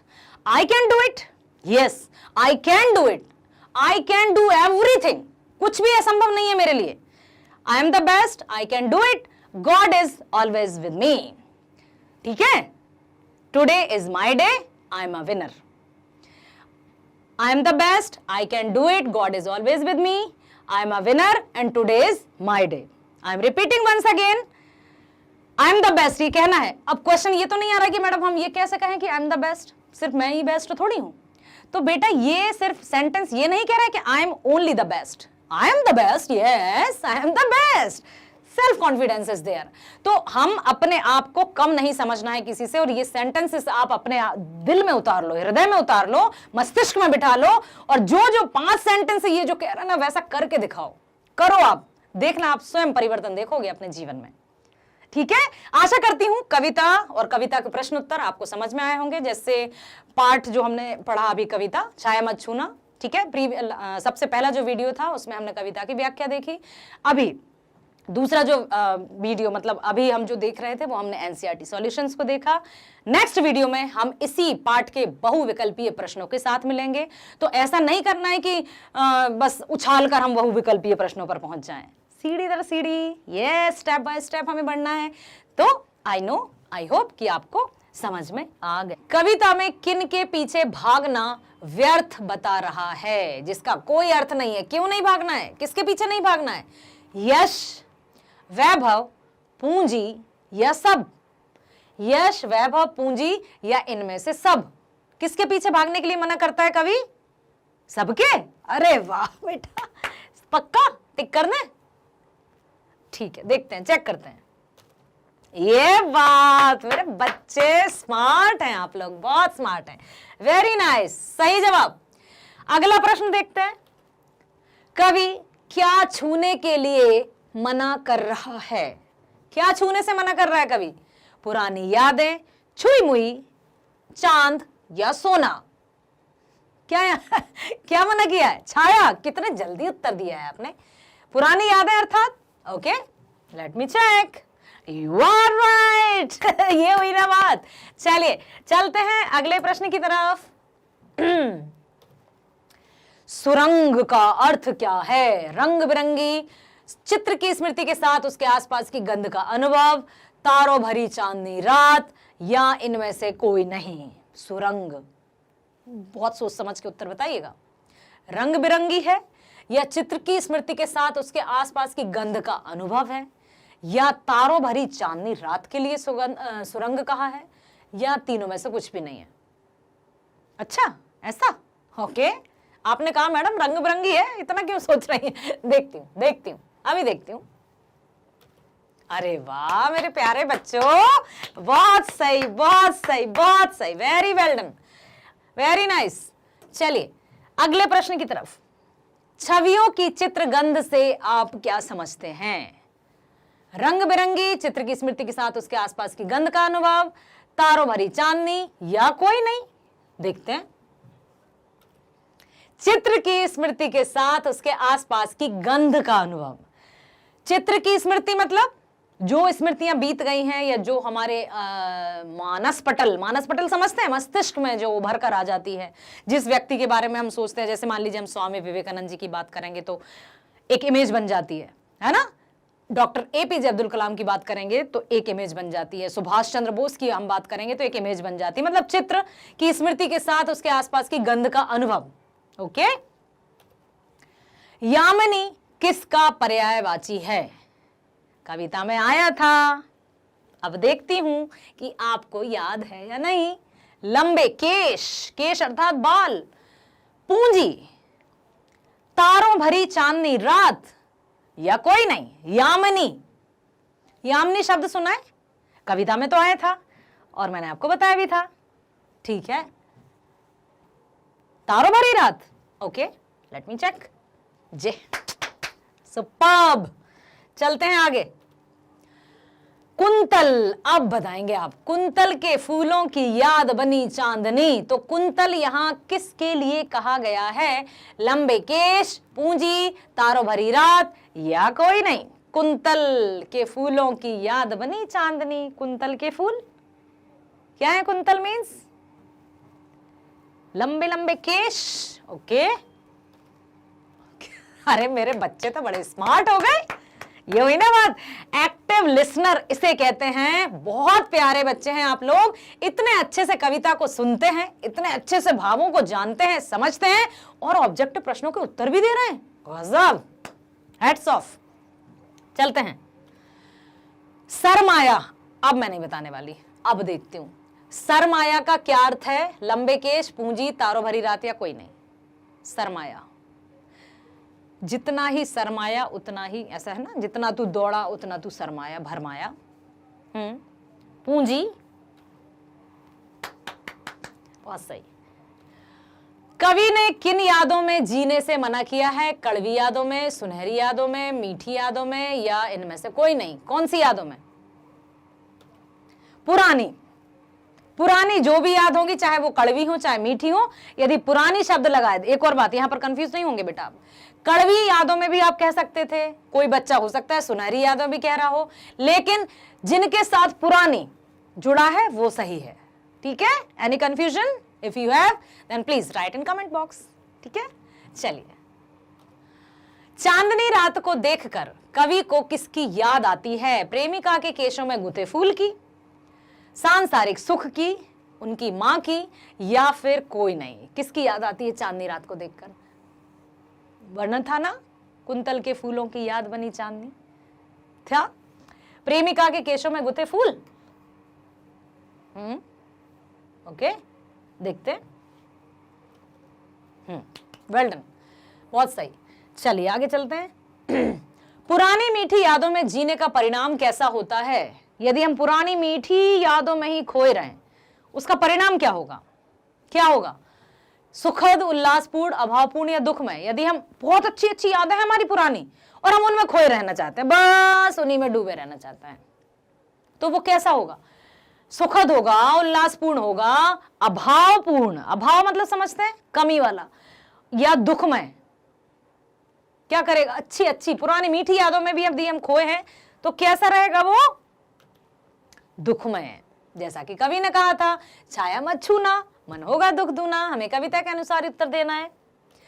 अगला प्रश्न, कविता में मृग तृष्णा किसे कहा गया है?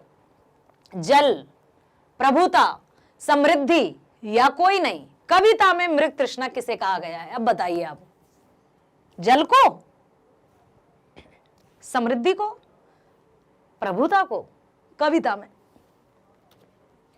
प्रभुता, बड़प्पन, बड़प्पन की चाह, बड़प्पन की चाह को ही इन्होंने मृग तृष्णा कहा है। याद रख लीजिए, याद रख लीजिए कि यहां पर मृग तृष्णा अर्थात प्रभुता, बड़प्पन की चाह है कि मुझे तो ऐसा यदि मैं प्राप्त कर लूंगा तो मुझे सब ऐसा कहेंगे कि अरे क्या बात है, कितना अच्छे हैं, ये तो बड़े लोग हैं, बड़े लोग हैं। मतलब ये जो प्रभुता का शरण बिंब केवल मृग तृष्णा है, लिखा है ना, प्रभुता का शरण बिंब केवल मृग तृष्णा है, हर चंद्रिका में छिपी एक रात कृष्ण। ठीक है, सॉरी बेटा। अगले प्रश्न की तरफ चलते हैं। कविता में छाया का क्या अर्थ है? पुरानी यादें, परछाई, दुख या परेशानी? छाया का अर्थ फिर वही आया, पुरानी मीठी यादें, पास्ट, ये याद रखना। 13, शरद रात किसका प्रतीक है? शरद, ठंड, खुशी, धन या प्रेम? ठंड, खुशी, धन या प्रेम? शरद रात, बताइए। शरद है तो ठंड का, लेकिन कविता में क्या है? खुशी का है, धन का है या प्रेम का है? अभी मैं नहीं बताने वाली, आप बताओ। खुशी का? पक्का? ठीक है, लगा देती हूं। अच्छा, आपके अनुसार प्रेम का? ये भी कर देती हूं। अब ठीक है, अच्छा ओके, धन का भी लगा दे रही हूं, ठंड का भी लगवा दो। ठंड का नहीं लगाना, देखते हैं किसका सही है। खुशियों का, शरद ऋतु, क्या हुआ जो खिला फूल रस वसंत जाने पर, है ना? ठीक है, तो यहां पर खुशियों का प्रतीक है हमारा ये शरद रात का। ठीक है, चलते हैं आगे। किसे याद करके कवि के मन में मन भावन चित्र उभरते हैं? मन भावन, जो मन को अच्छे लगे, जो मन को भा जाएं, मित्रों को, रंग बिरंगी यादों को, प्रकृति को, या कोई नहीं? रंग बिरंगी यादों को? Let me check. मेरे बच्चे, बच्चे मन के सच्चे, बहुत प्यारे हो आप, वेरी गुड। चलते हैं आगे। हर सुख में क्या छिपा है? दुख, प्रेम, दर्द और याद। हर सुख में क्या छुपा रहता है, बताइए जरा। हर सुख में दुख, धूप में छाव, रात में दिन। देखते हैं, ये वेरी नाइस, बहुत सही। अगला प्रश्न, कवि जीवन में क्या पाने के लिए दौड़ता है? मनुष्य, कवि ने अपने आप को मनुष्यों का प्रतिरूप माना है, तो मनुष्य किसके पीछे दौड़ता रहता है? किसके पीछे दौड़ता रहता है? यश के पीछे, खुशी के पीछे, धन के पीछे, या कोई नहीं? किसके पीछे? यश है या न वैभव है, मान है न सरमाया, जितना तू दौड़ा उतना ही भरमाया। Yes, let me check. Yes yes yes, well done. चलिए, जब मनुष्य का मन दुविधाओं से भर जाता है तो क्या होता है? पंक्ति याद कीजिए, किताब में देखिए, बुक देखिए। दुविधा हत साहस है, दिखता है पंत नहीं, देह सुखी है पर मन के दुख का अंत नहीं। क्या है ये? जब मनुष्य का मन दुविधाओं से भर जाता है तो क्या होता है? रोने लगता है, या घर से भाग जाता है, या किसी से लड़ने लगता है, या कोई रास्ता नहीं सूझता, बिल्कुल ऐसे बैठा रहता है। जब मन का दुख, जब उसको लगता है कि जब मन दुविधाओं से भर जाता है तो वो क्या करता है? दुविधा मतलब कंफ्यूजन, बहुत बुरी तरह से वो कंफ्यूज है, तब वो क्या करेगा? रोता है, घर से भाग जाता है, लड़ने लगता है, या कोई रास्ता नहीं सूझता। हाँ, कोई रास्ता नहीं सूझता। देखते हैं बच्चों, बहुत बढ़िया, बहुत बढ़िया भाई, क्या बात है भाई, वेरी वेल डन, बहुत सही। अगला प्रश्न, रंग वसंत जीवन के किन दिनों का प्रतीक है? रंग वसंत या रस वसंत, बुरे, निराश, सुहाने या कोई नहीं? बुरे नहीं, ओके, पक्का कट कर दूं? ठीक है, निराश, इसको भी कट कर दूं? पक्का ना? सुहाने, सुहाने अर्थात अच्छे, इस पर टिक करूं? Let me check. वाह वाह वाह वाह वाह वाह, बहुत बढ़िया, वेरी गुड, सही जवाब। अगला प्रश्न, वसंत के समय फूल ना खिलने का क्या आशय है? क्या हुआ जो क्या हुआ जो खिला फूल रस वसंत जाने पर? क्या हुआ जो खिला फूल रस वसंत जाने पर? समय पर फूल का ना खिलना ही इसका अर्थ है, सुख प्राप्त ना होना है, या सूखा पड़ना है, या फिर उचित अवसर का लाभ ना मिलना है?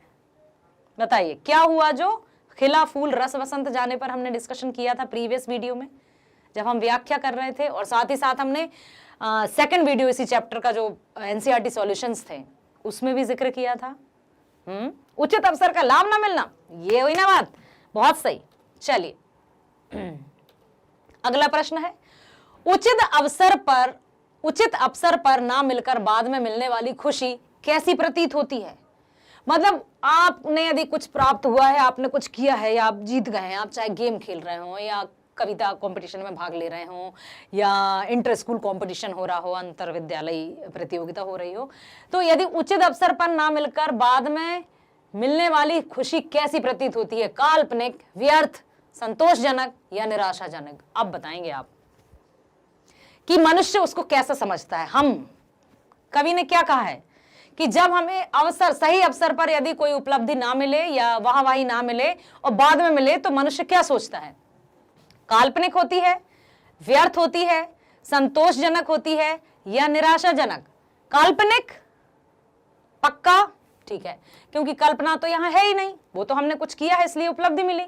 व्यर्थ, ओके, आपने कहा संतोषजनक, नो, एक है निराशाजनक। ओके, अब बताइए, इन दोनों को तो हमने क्रॉस कर दिया, ये तो नहीं है। व्यर्थ और निराशाजनक में से कौन सही है? फिर से प्रश्न समझिए, उचित अवसर पर ना मिलकर बाद में मिलने वाली खुशी कैसी प्रतीत होती है? एकदम व्यर्थ या निराशाजनक? व्यर्थ, व्यर्थ को डबल टिक कर देते हैं। अब आप उत्तर देखिएगा। ये बात, जिसने व्यर्थ कहा वो आंसर सही है, क्योंकि वो हमें लगता है अब क्या, अब मिला। ऐसा नहीं करना है। जब जो खुशी मिले उसका लाभ उठाइए, तभी खुश हो जाइए ना। खुशी तो यहां वहां से आती रहती है, उसको ये मत सोचिए कि वो तब क्यों नहीं मिली। ठीक है, चलिए चलते हैं अगले तरफ, अगले प्रश्न की ओर। चित्रगंध से कवि का क्या आशय है? चित्र में कोई गंध आती है क्या? फोटो क्लिक करते हैं या कोई चित्र देखते हैं, मान लीजिए कोई इत्र चुपड़ कर या परफ्यूम लगाकर फोटो खिंचवाने गया, तो उस तस्वीर से भी खुशबू आएगी क्या, सुगंध आएगी? 9th क्लास का एक चैप्टर याद आया आपको? मुंशी प्रेमचंद जी द्वारा रचित, प्रेमचंद जी द्वारा रचित, हरिशंकर परसाई जी द्वारा रचित था और मुंशी प्रेमचंद जी पर आधारित था, जिसमें उन्होंने प्रेमचंद के फटे जूते एक फोटो थी और उसमें उन्होंने कितने व्यंग्यात्मक तरीके से लिखा था ना कि लोग तो इत्र चुपड़ कर फोटो खिंचवाते हैं। तो अब वो यहाँ पर लिंक मैं इसलिए कर रही हूँ कि आपको 9th का तो याद होगा थोड़ा थोड़ा। तो चित्रगंध से कवि का क्या आशय है? चित्रों से आने वाली गंध, रंगों की दुर्गंध, मधुर यादों के साथ उसके आसपास फैली गंध या मधुर स्मृतियां। चित्रों से आने वाली गंध को क्रॉस कर दूं? पक्का? ठीक है, कर देती हूं। रंगों की दुर्गंध को भी कर दूं? चलो आपकी बात मान लेती हूं। गा, मधुर यादों के साथ उनके आसपास फैली गंध। लग रहा है आपको थोड़ा सा सही है तो छोटा सा टिक लगा देती हूं, ठीक है? और ये लग रहा है बहुत सही, इसमें बड़ा टिक लगा देते हैं। चेक करते हैं। मधुर यादों के साथ उनके आसपास फैली गंध। गंध जो कि ऐसा नहीं है कि हम उसकी सूंघेंगे तब याद आएगी, मतलब मधुर स्मृतियों में याद आ गए कि वो पल भी क्या पल थे, है ना? उस जब हम क्लास 9th में थे या क्लास 1st में थे या क्लास 4th में थे, कितने अच्छे दिन थे जब हमें इतना बर्डन नहीं था, कोई चिंता नहीं थी, जाते थे आ जाते थे। तो ये सारी चीजें, ठीक है? चलिए अब चलते हैं हम अगले प्रश्न की तरफ। चंद्रिका का प्रतीकार्थ, चंद्रिका का प्रतीक अर्थ क्या है? जीवन के सुखद क्षण, चांदनी, उजाला या सत्य का आभास? बहुत अच्छे से सोच समझ कर उत्तर बताना बेटा। चंद्रिका, हर चंद्रिका में छिपी एक रात कृष्णा है, तो चंद्रिका यहां कवि ने किसके लिए कहा है? जीवन के सुखद क्षण, चांदनी, इसी को देखते हैं आपकी बात मान ली मैंने। अरे वाह, बड़े जल्दी उत्तर दे दिया आपने, बहुत बढ़िया बच्चे, वेरी वेल डन। चलिए अगले प्रश्न की ओर चलते हैं हम। कृष्णा शब्द जीवन के किस पक्ष को उजागर करता है? कृष्णा, उज्जवल पक्ष, सुखद पक्ष, दुखद पक्ष या कोई नहीं? वाह भाई, ऑप्शंस पूरे होने से पहले आपने जवाब दे दिया, दुखद पल। ओके, बहुत सही जवाब। अगला प्रश्न, इस कविता की भाषा क्या है? अब आप बताएंगे। यदि आपने जीवन परिचय को ध्यान से सुना था, ध्यान से आपकी पाठ्य पुस्तक को पढ़ा था, तो आप बिल्कुल बता पाएंगे कि ये भाषा कौन सी, ये कविता कौन सी भाषा में लिखी गई थी? खड़ी बोली, प्रतीकात्मक, लाक्षणिक या सब? कौन सी भाषा थी इस कविता की भाषा? सभी? अरे खड़ी बोली, चेक कर लेते हैं। वाह, बड़े जल्दी आंसर आया था आपका तो। सभी, क्योंकि इसमें खड़ी बोली का भी है, प्रतीक दिए हैं, है ना? बहुत से प्रतीक दिए हैं, प्रतीकों के माध्यम से कवि ने इस कविता को समझाया है। तो प्रतीकात्मक भी है, लाक्षणिक भी है, ठीक है? इसलिए सारे के सारे सही हैं। बहुत सही बेटा। दुविधा हत साहस का क्या अर्थ है? दुविधा हत साहस, अब साहस भी है और दुविधा हत भी है, इसका क्या अर्थ है? दुविधा में पड़ना। दुविधा मतलब समझते हैं, जब हमें समझ में ना आए कि क्या करना है, कैसे करना है, समझ में नहीं आ रहा, हम सोच जाते हैं किससे कहें, किससे पूछें।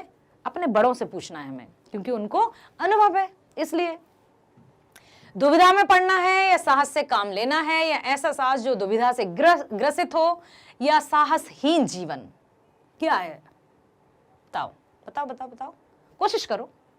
नहीं, अभी मैं नहीं बताऊंगी। पहले आप बताओगे। सोचो तो बेटा, यूं ही हार नहीं मानना है हमें। दुविधा हत साहस, इसको नहीं? ओके। साहस से काम लेना? नो। ऐसा साहस जो दुविधा से ग्रसित हो? ओके। साहसहीन जीवन करूं? इसको भी नहीं। देखते हैं आंसर बेटा।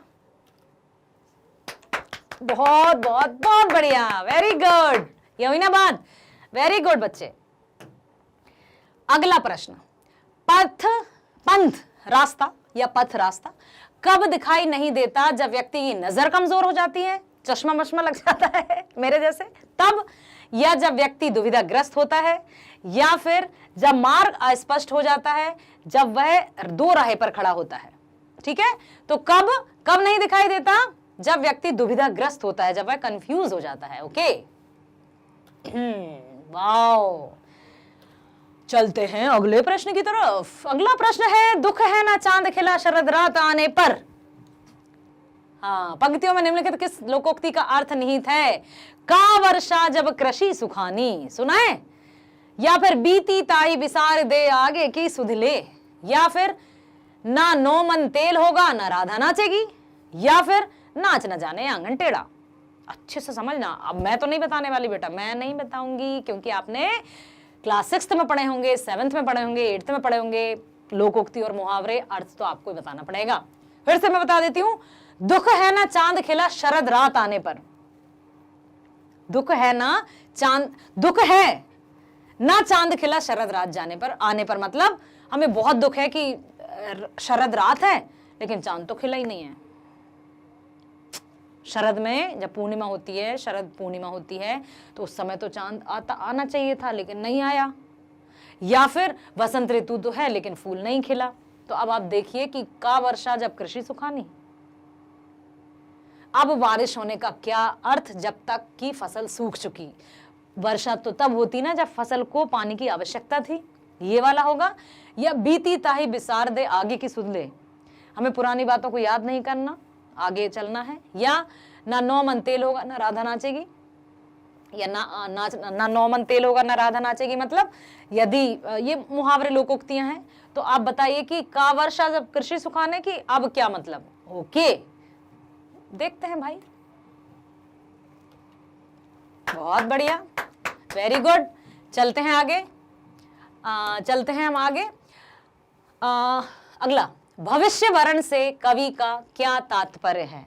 भविष्य वर्ण, राम लक्ष्मण परशुराम हम संवाद में जब हमने पढ़ा था, पार्ट 2 था जो रामचरितमानस से लिया गया था, बालकांड से, उसमें सीता का स्वयंवर हो रहा था, ठीक ना? सीता का वर्ण हुआ था धनुष टूटने पर। अब यहां पर क्या है? भविष्य वर्ण। भविष्य वर्ण से कवि का क्या तात्पर्य है? आगे बढ़कर भविष्य का वर्ण करना, वर्ण मतलब चुनाव करना, सिलेक्शन करना, ओके? अपने लक्ष्य को प्राप्त करने के लिए आगे बढ़ना, या फिर भविष्य में आने वाली बाधाओं को दूर करने के लिए तत्पर रहना, या फिर उपर्युक्त सभी कथन एकदम सही हैं। आगे बढ़कर भविष्य करना इज राइट, पक्का? ठीक है। अपने लक्ष्य को प्राप्त करने के लिए आगे बढ़ना, ये भी सही, ओके। भविष्य में आने वाली बाधाओं को दूर करने के लिए तत्पर रहना अर्थात तैयार रहना, ये भी सही। तो कौन सा आप टिक करके आएंगे या कौन सा आपको लगता है कि एकदम सही? ये, ओके, लेट मी चेक। ये बात, क्या बात है बच्चों, बहुत सही कर रहे हैं आप लोग। अगले प्रश्न की तरफ चलते हैं हम। छाया छूने का प्रतीकार्थ समझाइए। छाया छूने का क्या अर्थ है? प्रतीकार्थ क्या है? छाया को छूने का प्रयास, या स्मृति को ताजा करना, या भ्रम में पड़ना, या फिर जीवन को दुखी बनाना। क्या है? छाया को छूने का प्रयास, नो। स्मृतियों को ताजा करना, ये, लेट मी चेक। अरे वाह, वेरी गुड। अगला प्रश्न, छाया मत छूना कविता में कौन सा गुण है? माधुर्य, ओज, प्रसाद और कोई नहीं। कौन सा है? माधुर्य है, ओज है, प्रसाद है, या कोई नहीं? प्रसाद गुण, ठीक है। अगले प्रश्न की तरफ चलते हैं। गिरिजा कुमार माथुर का जन्म कब हुआ? किताब मत देखिएगा, बिल्कुल नो नो नो, पेज पलटेंगे नहीं आप। बताइए कि कवि गिरिजा कुमार माथुर का जन्म कब हुआ? पढ़ा था हमने 1920 में, 1918 में, 1916 में, या 1914 में? कब हुआ था? 1918 में, बहुत सही। अगला प्रश्न, कवि छाया छूने से क्यों मना करता है? क्योंकि छाया भ्रम होती है, छाया काली होती है, उससे डर लगता है इसलिए, या फिर छाया खतरनाक होती है, बड़े बड़े दांत होते हैं, उसके सींग होते हैं राक्षस की तरह, या फिर इससे मन को दुख डबल हो जाता है इससे। बहुत सही, वेरी नाइस। कवि छाया छूने से मना क्यों करते हैं? क्योंकि जीवन में सुरंग सुधियां सुहावनी इस पंक्ति में निहित अलंकार है। ओके बेटा, बताइए, अनुप्रास, श्लेष, यमक, उपमा, क्या लगता है आपको? सुरंग सुधियां, जीवन में सुरंग सुधियां, अनुप्रास? देखते हैं, वेरी नाइस, अलंकार तो आ गए बच्चों को, वेरी गुड, बहुत बढ़िया। अगला प्रश्न, जितना ही दौड़ा तू उतना ही भरमाया, इस पंक्ति में किस ओर संकेत है? धन वैभव के पीछे दौड़ने का, यश वैभव मान सरमाया सब व्यर्थ का भ्रम है, या फिर धन संपत्ति की लालसा निरंतर बढ़ती ही रहती है, या फिर सभी कथन सत्य हैं? ध्यान से पढ़िएगा। प्रश्न क्या कह रहा है, पंक्ति क्या कह रही है? जितना ही दौड़ा तू उतना ही भरमाया, मतलब जितना हम जाते गए किसके पीछे? मोह माया धन लोभ में, उतना ही हम और भ्रमित होते गए। हम मतलब संतोष ही नहीं हो पा रहा है हमारे मन को, और जाते जा रहा है दलदल में जाते जा रहे हैं। तो धन वैभव के पीछे दौड़ने के लिए कहा है, या फिर यश वैभव मान सरमाया यह सब व्यर्थ है का भ्रम है, ये कहना है, या संपत्ति की लालसा निरंतर बढ़ती जाती है? अच्छा, ऐसा आपको लगता है सारे कथन सत्य हैं? देखते हैं। बहुत सही, वेरी गुड, क्या बात है। अगला प्रश्न, गिरिजा कुमार माथुर प्रमुख रूप से कवि माने जाते हैं छायावादी, प्रगतिवादी, प्रयोगवादी या रीतिकालीन कवि? गिरिजा कुमार माथुर कौन से युग के या किस तरह के कवि माने जाते हैं? क्या छायावादी कवि हैं? छायावादी चार आपको पता है ना, पंत, प्रसाद, वर्मा, निराला, इसमें गिरिजा कुमार माथुर आए नहीं, मतलब ये तो क्रॉस है, इसमें नहीं है।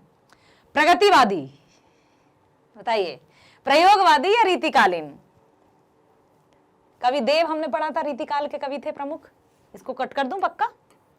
दो में आप कंफ्यूज है, लेट मी चेक।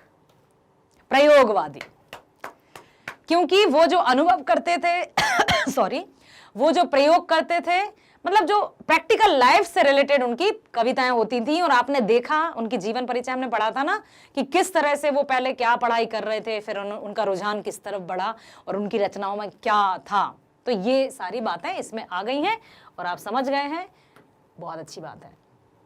तो बेटा पार्ट 7 जो है हमारा, है ना, उसमें हमने देखा छाया मत छूना, पहला जो वीडियो था, ठीक है, उसमें हमने कविता की व्याख्या देखी। दूसरे वीडियो में हमने एनसीईआरटी सॉल्यूशंस देखे। अभी हमने इसमें देखा एमसीक्यूज अर्थात बहुविकल्पीय प्रश्नों को।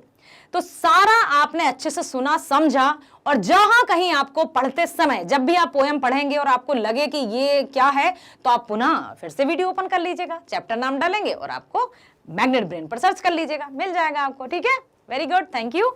चलिए बेटा, एक बार फिर मैं आपसे कहना चाहती हूं, क्योंकि आप मेरे ही बच्चे हैं ना, कह सकती हूं, तो मैग्नेट ब्रेन्स लेकर आया है क्लास 6 to 12 एजुकेशन, स्कूल की शिक्षा, स्कूल एजुकेशन एकदम फ्री, कोई दाम नहीं देना, कोई मूल्य नहीं चुकाना, कुछ नहीं देना है। ऐसा नहीं कि आज हम कह रहे हैं कल हम आपसे पैसे मांगने लगेंगे, नो बेटा, एकदम फ्री एजुकेशन, वो भी हमेशा के लिए। इसके लिए करना सिर्फ आपको क्या है, आपको जाना है चैनल पर, लाइक करना है, सब्सक्राइब करना है और अधिक से अधिक शेयर करना है, ठीक है।